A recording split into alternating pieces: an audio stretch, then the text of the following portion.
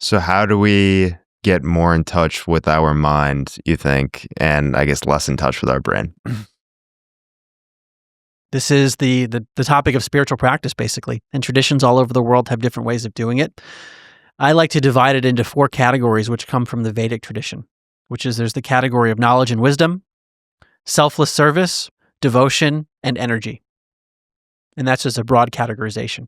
Knowledge and wisdom, selfless service, devotion, and energy. And tapping into any of those, to me, helps us reconnect with this perspective. So the pathway of knowledge and wisdom, for example, it could be listening to podcasts like this, reading books. That's been my primary entry point. But what typically happens is that someone will have a primary entry point, and then the other ones will start to come into their life. So if you understand the topics we're discussing today as scientific realities, not just superstition, then it would make sense to actually want to treat other people well, because what this points us to is an interconnected consciousness. So the consciousness of I is actually the same I as your I, that there's, as Dr. Kastrup calls it, a full stream of water, and water's analogous to consciousness. Each of us is a whirlpool within that stream.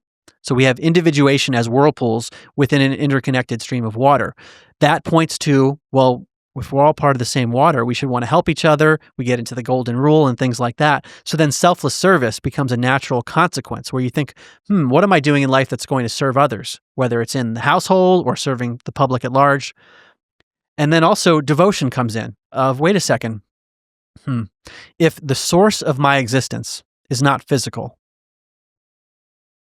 let me take a step back on that one. The source of my existence is not physical. I would have told you 10 years ago that the source of my existence is physical because there was a Big Bang 13.8 billion years ago and a bunch of atoms colliding, which led to Earth's flying around the sun, flying in an expanding universe over 1 million miles an hour, where we're this tiny little speck.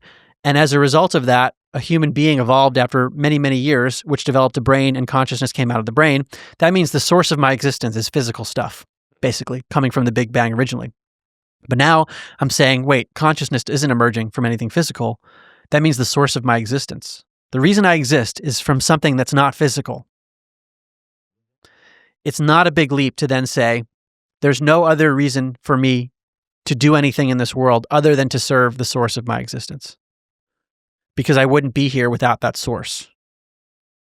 So then we start to have a devotional attitude of, well, what is this source?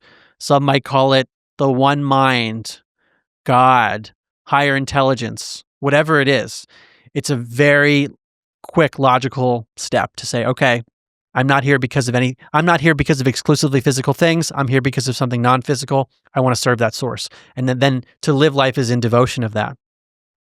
And then the last category, energy, that's very broad. It can be just working with the body. To me, working out fits in that category, but also meditation, breathing exercises, psychedelics, anything that alters the energetic system of the body.